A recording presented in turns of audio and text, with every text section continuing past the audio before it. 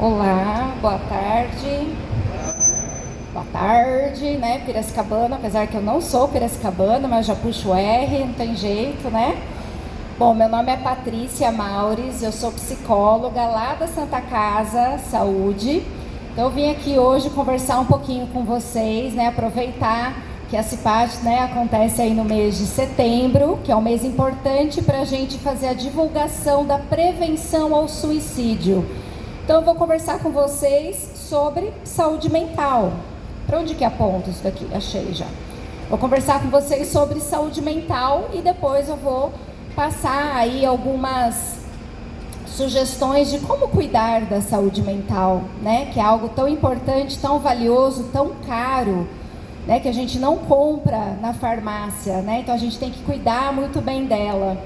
Então o tema esse ano do Setembro Amarelo é: se precisar, peça ajuda.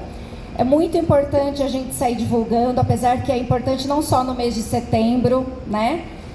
O ano inteiro, todo momento é importante a gente estar atento. Vou falar aqui dos fatores de risco para o suicídio, fatores protetivos, importante a gente saber, para que a pessoa que esteja em sofrimento psíquico, para que ela não se sinta estigmatizada, para que ela peça ajuda, seja para um colega de trabalho, seja para o líder, seja para o RH, né? Então eu quero desmistificar muitas coisas hoje aqui com vocês, espero que dê tempo, né?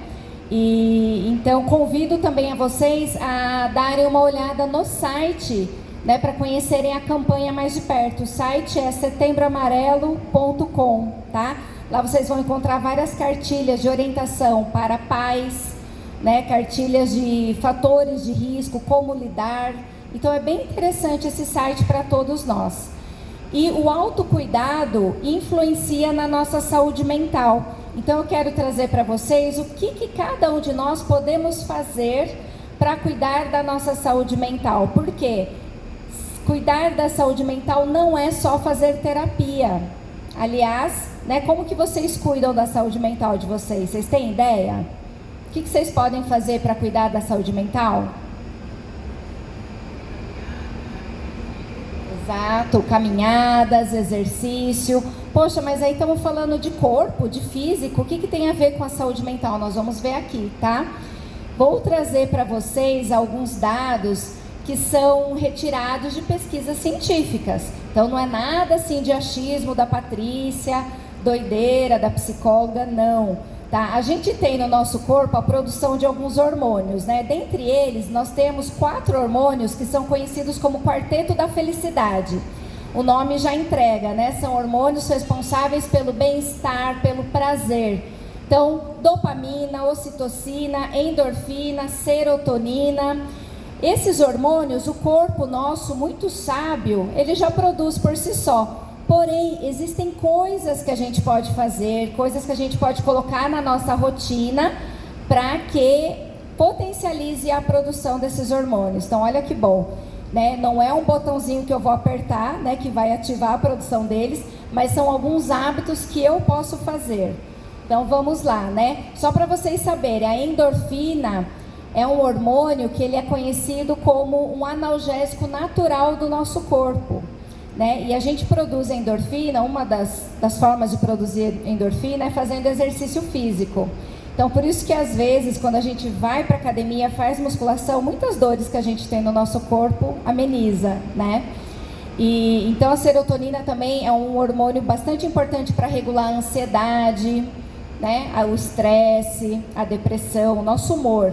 A ocitocina é conhecida como o hormônio do amor, né? Então, quando a mãe está amamentando o seu filho, ela está produzindo ocitocina, né? Por isso que ele é chamado de hormônio do amor. Mas assim, qualquer contato físico, de afeto, a gente produz, né, esse hormônio. Dopamina é o hormônio do prazer. Nós vamos ver isso mais adiante, tá?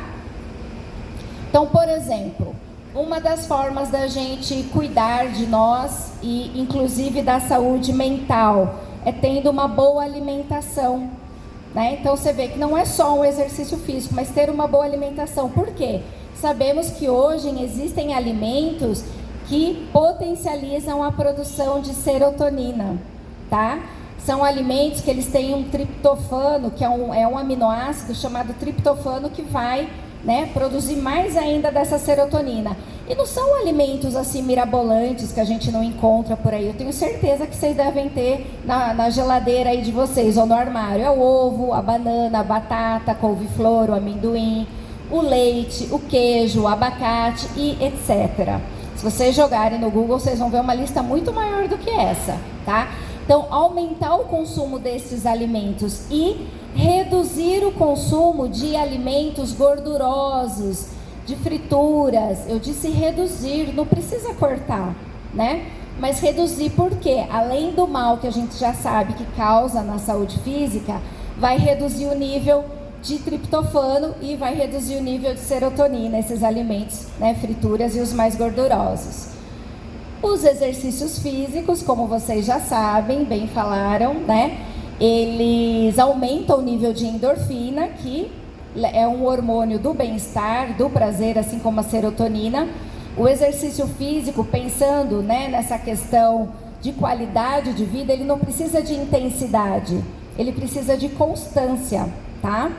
Então, o exercício, alguém aqui pratica? Faz alguma caminhada? Vai para academia? Só para eu saber, levanta a mão. Meio a meio, né? Então, tá bom, é isso aí. Contato com a natureza. Já ouviram falar em banho de floresta?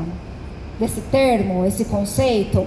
É um conceito que existe no Japão há 40 anos. Não vou falar o nome em japonês, porque eu não sou boa em japonês, né? Mas aqui no Brasil, a Fiocruz estuda, faz pesquisas com este conceito há 20 anos. Há muito tempo. E agora parece que a mídia está introduzindo mais, né? O banho de floresta. O que é o banho de floresta? Ter o contato com a natureza, né? Como assim? Tenho que sempre andar numa floresta? Né? Não, se vocês têm uma área verde perto de casa, se o bairro de vocês é um bairro arborizado, vocês podem fazer uma caminhada nesse bairro arborizado, vocês podem ter plantas dentro de casa, né? Um final de semana, tem alguma cachoeira aqui por perto? Lá em Piracicaba tem bastante cachoeira por perto. Final de semana, vai tomar um banho de cachoeira, botar o pezinho no chão ali, né, na grama. E isso aumenta também o nível de serotonina. Olha que interessante. Eu posso potencializar isso. Quanto mais contato eu tenho com a natureza, melhor. E eu posso ter plantas dentro de casa também. Os estudos já mostram que ajuda. Eu tendo verde dentro de casa, os vasinhos de plantas, né? Quem não tem um quintal, mora em apartamento como eu, tenham vasinhos de planta em casa, que estudos já mostram que auxilia na saúde mental.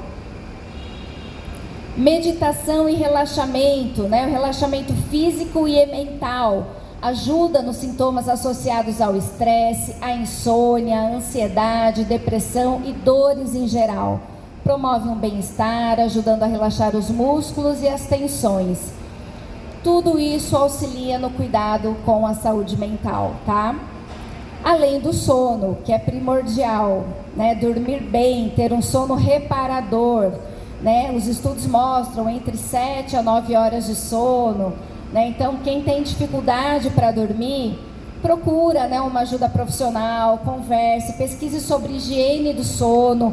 Existem uma série de hábitos que a gente pode modificar antes de dormir que auxiliam no nosso sono, né? Como, por exemplo, dormir no breu total, não deixar nenhuma luz acesa em casa, né? É um bom hábito aí para pegar um sono reparador.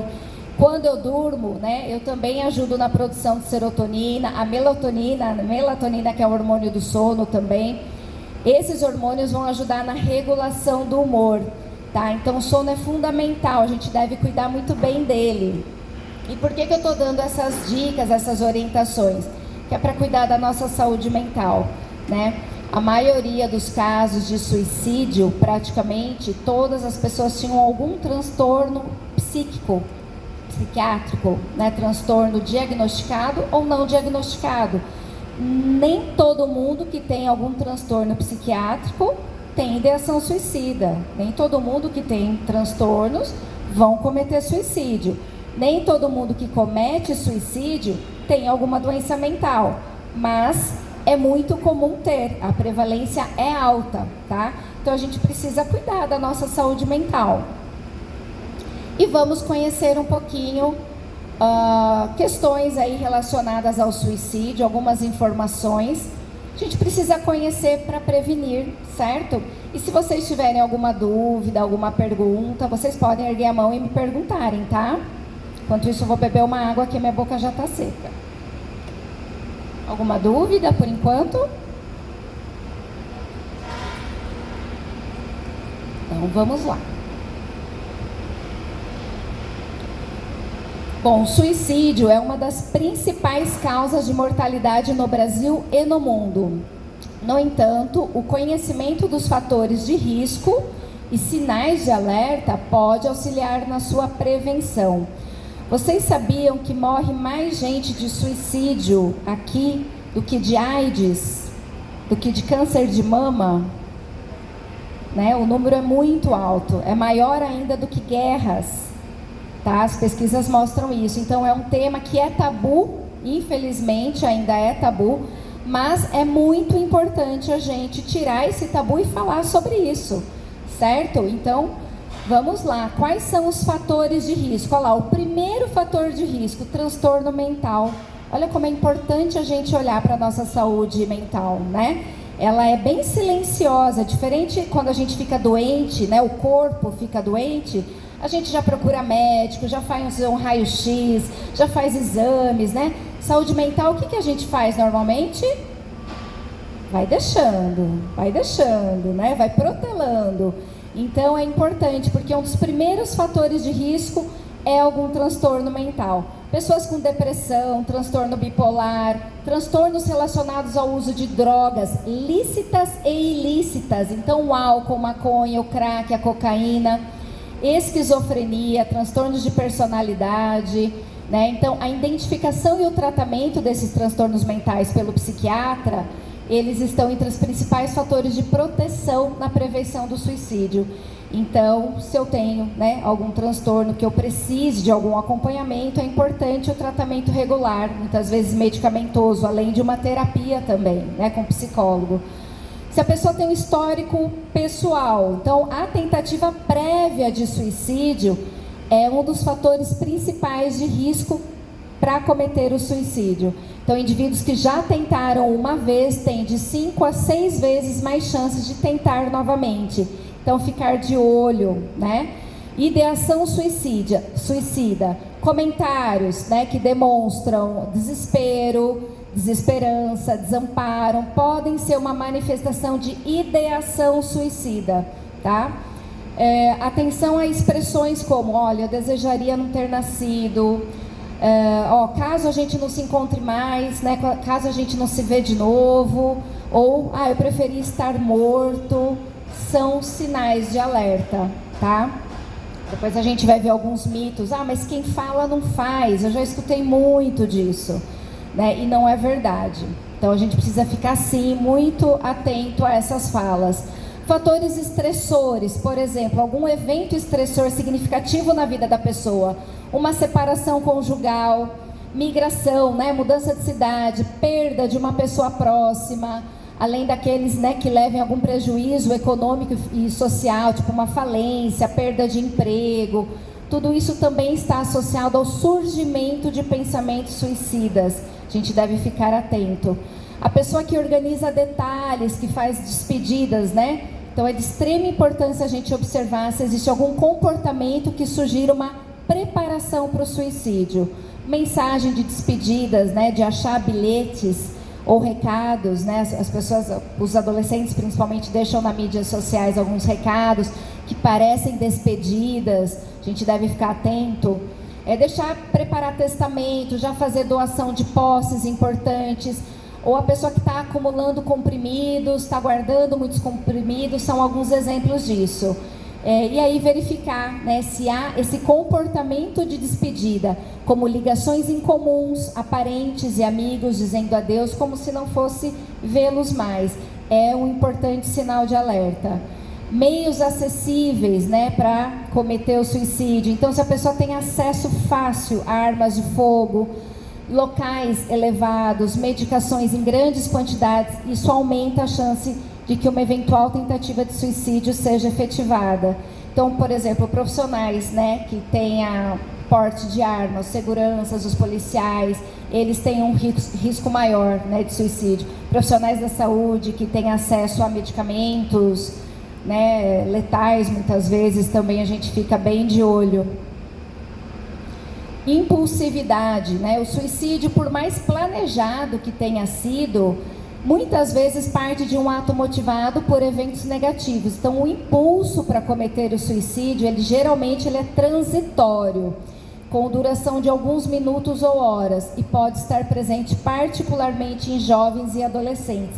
Eles são mais impulsivos, né? A impulsividade pode ser acentuada quando na presença de abuso de substâncias. Então, uma pessoa que bebeu, que ingeriu bastante álcool, ela faz muita coisa impulsiva, né? Principalmente na direção, né? Então ela tem um risco bem maior nas substâncias, né, de outras drogas também. Eventos adversos na infância e na adolescência. Então, ter sofrido maus tratos, abuso físico e sexual ou psicológico na infância aumenta o risco de suicídio.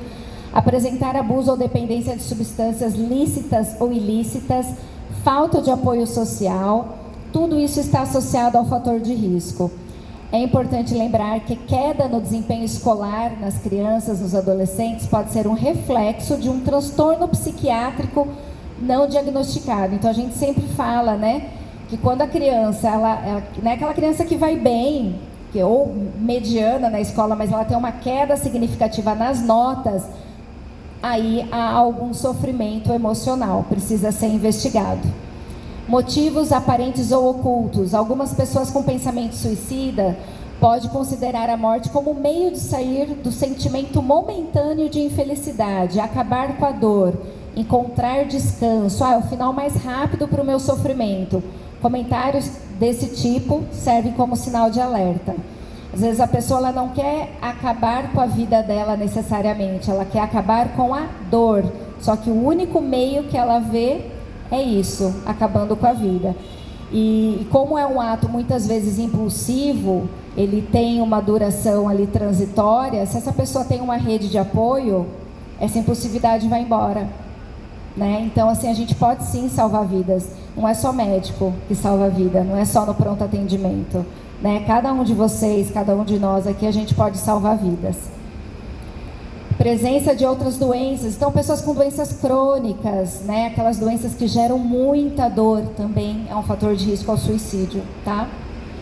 E os fatores protetivos, né? Quando a pessoa tem uma autoestima elevada, quando ela, né, ela se ama, ela se cuida, ela tem um bom suporte familiar, tem os laços sociais bem estabelecidos com a família, com os amigos, ela tem alguma religiosidade, independente da afiliação religiosa, né? Mas ela vê uma razão para viver, né? Muitas vezes isso está relacionado com religiosidade, né? O sentido da vida. Na ausência de doença mental, estar empregado é um fator protetivo, ter crianças em casa é um fator protetivo, não 100%, né? Mas senso de responsabilidade com a família, a gravidez desejada e planejada também é um fator de proteção, capacidade de adaptação positiva, capacidade de resolver os problemas, né, uma boa relação terapêutica se a pessoa faz, né, terapia, além do acesso a serviço de cuidados e saúde mental. Então, se eu tenho acesso a esses serviços, já é um fator protetivo. Mitos e verdades. Tenho certeza que vocês já ouviram ou até já falaram, certo? Eu já ouvi muito isso no consultório e fora dele. Quem ameaça se matar não se mata, só quer chamar a atenção. Tá, eu já trabalhei dentro do hospital também, no PA. Já recebi muito casos de tentativas de suicídio, né? E já ouvi muito de familiares. Só quer chamar atenção. Mas já não é um ponto realmente preocupante? Mesmo se for só para chamar atenção, não é um ponto a ser cuidado? Porque, né, às vezes se chamar atenção pode dar certo, a pessoa pode morrer, certo? Então a maioria das pessoas que se mata dá sinais, muda de comportamento e fala a respeito a amigos e profissionais de saúde. A maioria fala, tá? Falar de suicídio incentiva a pessoa a tirar a própria vida. É um outro mito. Ai, a gente não pode falar de suicídio, porque vai dar ideia. Não, pelo contrário, vai dar abertura para você, né, para aquela pessoa em sofrimento vir conversar. Olha, sabe aquela palestra? Né, eu queria trocar uma ideia, estou me sentindo assim. Então é importante conversar abertamente para prevenir, né, porque alivia a angústia e o desespero quando a gente fala sobre isso. Quem quer se matar, vai se matar, não adianta nada. Mito, tá? Adianta sim. Pessoas costumam ser ambivalentes sobre viver ou morrer. Muitos tomam veneno impulsivamente, mas logo depois se arrependem, tá? Daí a importância do apoio emocional. Então, não acreditem de que isso daqui já é um caso perdido, não vai resolver, já tentou uma vez, 2 vezes. Resolve sim, o apoio sempre resolve, o apoio emocional. E quem sobrevive a uma tentativa de suicídio está fora de perigo. Mentira. Um dos períodos mais críticos é quando a pessoa está melhorando da crise que motivou a tentativa, ou quando ela ainda está no hospital. Existe isso, a pessoa faz a tentativa dentro do hospital, né? Depois da primeira tentativa ela é internada e ela continua tentando. Então a gente não deve falar, então agora acho que ela se arrependeu, né? Não preciso mais olhar para isso. Não, então esse período que ela está melhorando, ela vai tendo energia para elaborar, de repente, né, um próximo plano. Então a gente precisa estar bem atento a isso. E agir salva vidas, né? Então a gente precisa treinar o nosso ouvido, se dispor a ouvir, ter uma escuta ativa, uma presença de qualidade, certo? Convidar para fazer alguma atividade juntos, né? Se algum amigo, um familiar, alguém, né, você vê que está dando algum sinalzinho ali que seja, se está um pouco em dúvida, chama essa pessoa, vamos fazer uma caminhada? Né? Já vai melhorar, uma caminhada então no meio da natureza, melhor ainda, né? Vamos ver um filme juntos, manter o contato, saber como que a pessoa está, acolher a pessoa durante a crise com ajuda empática adequada para interromper o impulso suicida. Às vezes a pessoa ela quer ser ouvida, ela quer ser olhada, né? Falar de casos de superação das adversidades para ajudar a prevenir. Quando você sabe de uma história, né, de alguém que também ali, poxa, perdeu o emprego também, poxa, perdeu a mãe, que era tudo na vida, mas olha, depois deu a volta por cima, né? Também isso pode ajudar na superação. Ouvir a pessoa de forma respeitosa, tentar compreendê-la pelo ponto de vista dela, não pelo seu. Pelo seu, às vezes aquilo não é nem motivo para ficar triste, mas é o ponto de vista da pessoa.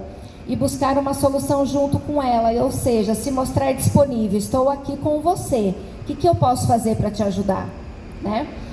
Não julgar nem criticar quem está nessa situação, porque isso só aumenta o sofrimento. Então mostre respeito. Oferecer um ambiente acolhedor. Se puder, se assegure de que ela não tem acesso a meios para provocar a própria morte em casa. Então existem casos que a gente pede para que a família fique em vigia por 24 horas, né?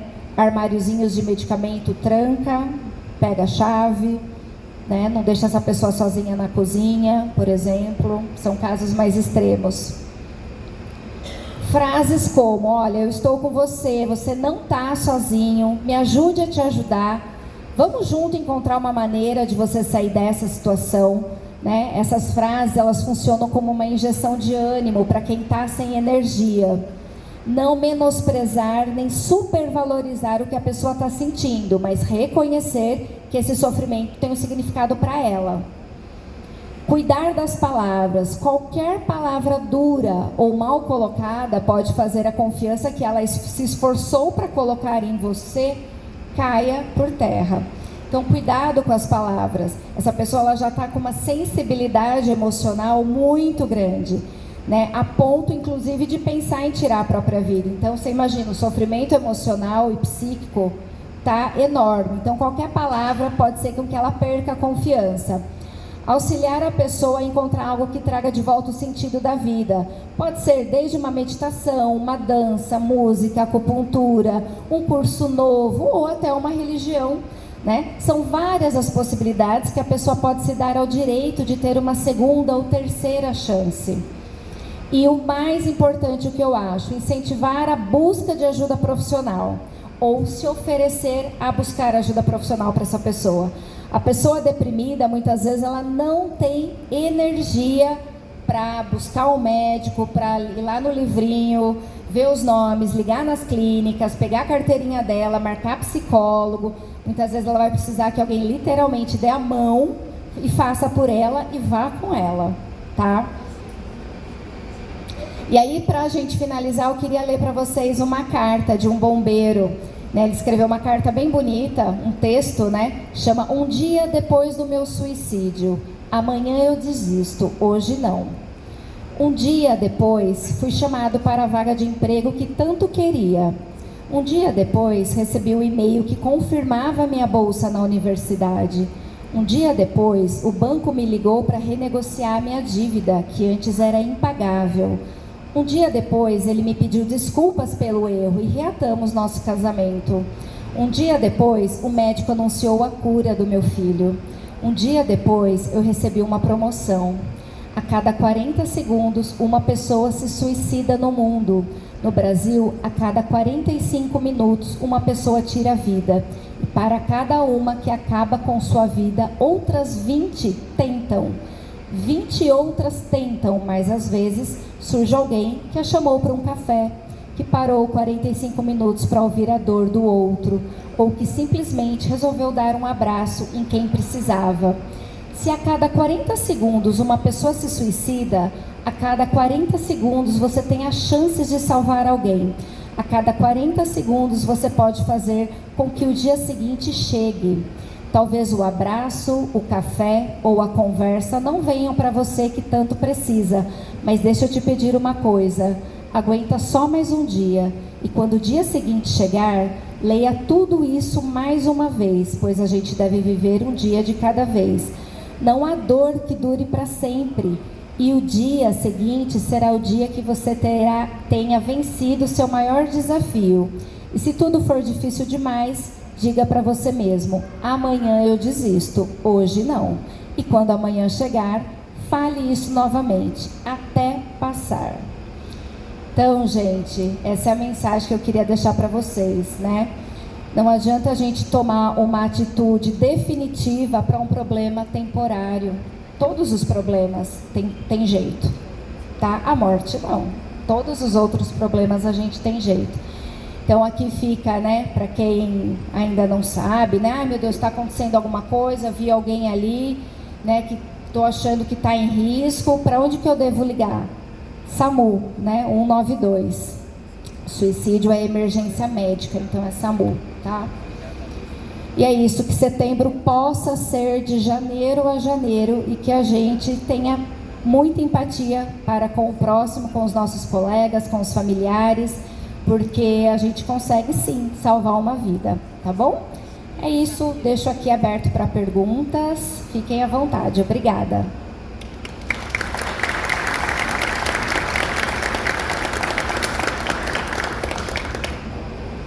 Perguntas? Não? Então é isso, obrigada, gente. Boa tarde, pessoal, todo mundo me ouve porque está no microfone. Queria lembrar para vocês que a Fibertex, eu tenho certeza absoluta, ela tem uma